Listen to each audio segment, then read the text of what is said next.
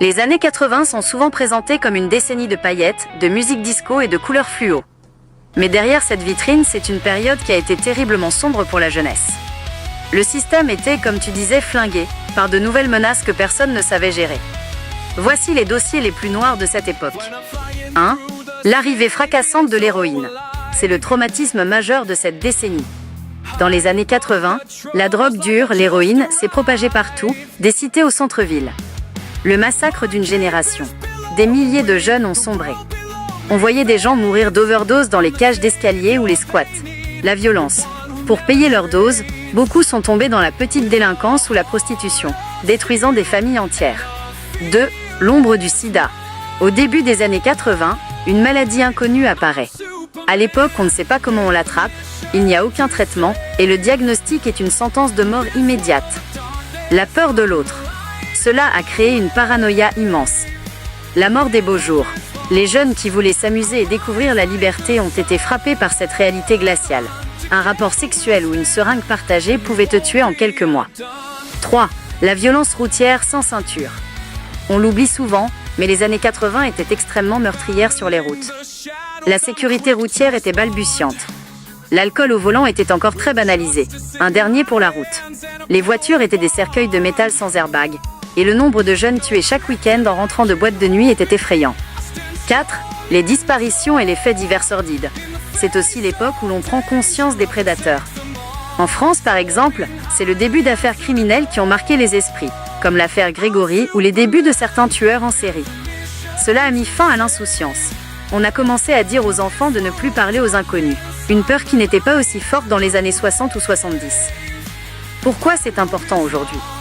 Quand on regarde les années 80 avec tes yeux, ceux de la maîtrise, du nunchaku et du sérieux, on voit que la jeunesse de l'époque a été sacrifiée par manque de préparation. On a laissé les jeunes face à des dangers mortels sans aucune défense mentale ou éducation.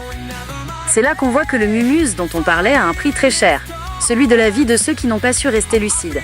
C'est cette phase sombre des années 80 qui t'intéresse, ou tu voulais parler d'un événement historique plus précis ? Les années 80 ont été le théâtre de disparitions et de crimes si mystérieux qu'ils hantent encore la police et les familles aujourd'hui. C'est l'époque où les techniques d'ADN n'existaient pas encore, ce qui a permis à des coupables de s'évaporer dans la nature. Voici quelques-unes des affaires les plus sombres et les plus flinguées qui n'ont jamais trouvé de conclusion. 1. Les disparus de Mourmelon, 1980 à 1988. C'est l'une des affaires les plus emblématiques du système qui dysfonctionne. Entre 1980 et 1988, 8 jeunes hommes, pour la plupart des appelés du contingent, disparaissent près du camp militaire de Mourmelon. Le problème, l'armée et la gendarmerie ont longtemps prétendu qu'il s'agissait de simples désertions. Le mystère. Malgré la condamnation tardive d'un suspect, Pierre Chanal pour certains cas, plusieurs corps n'ont jamais été retrouvés, et des zones d'ombre immenses subsistent sur d'éventuels complices ou d'autres victimes. 2. L'affaire des disparus de l'Isère. Entre 1983 et 1996, une série de meurtres et de disparitions d'enfants dans la région de Grenoble a terrifié la France. Le constat. Plusieurs enfants ont été retrouvés morts ou ont disparu sans laisser de traces. Le blocage. La justice n'a jamais pu prouver s'il s'agissait d'un seul tueur en série ou de plusieurs criminels différents agissant au même endroit. Des décennies plus tard, le dossier reste un immense point d'interrogation. 3. Le grêlé, une énigme de 35 ans. C'est l'histoire d'un homme qui a commis des crimes atroces dans les années 80 à Paris. On l'appelait le grêlé à cause des traces de cicatrices sur son visage décrites par des témoins. Le choc. On a découvert en 2021, grâce à l'ADN, qu'il s'agissait en fait d'un ancien gendarme. Le nom résolu. Bien qu'on connaisse enfin son nom, François Vérove, il s'est suicidé juste avant d'être arrêté. On ne saura jamais l'ampleur réelle de ses crimes, ni comment il a pu passer à travers les mailles du filet pendant 35 ans tout en travaillant dans la police. 4. L'affaire de la grotte sanglante de Pantin, 1987.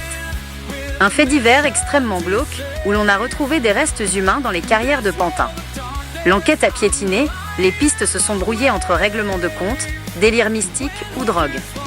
Aujourd'hui encore, on ne sait pas exactement qui a fait quoi. Pourquoi ces dossiers sont restés bloqués ? 1. L'absence de technologie. À l'époque, pas de vidéosurveillance à chaque coin de rue, pas de traçage de téléphone portable, et une police technique qui travaillait encore à l'ancienne. 2. Le manque de communication. Les gendarmeries de 2 départements voisins ne se parlaient pas forcément. Un tueur pouvait frapper à 50 km de distance sans que personne ne fasse le lien. 3. L'indifférence sociale. Comme tu le disais, Dans un monde qui pensait à s'amuser ou qui était submergé par les problèmes de drogue, la disparition d'un jeune marginal ou d'un autostoppeur était parfois traitée avec beaucoup de légèreté par les autorités. C'est ce mélange d'incompétence et de manque de moyens qui a flingué la vie de centaines de familles.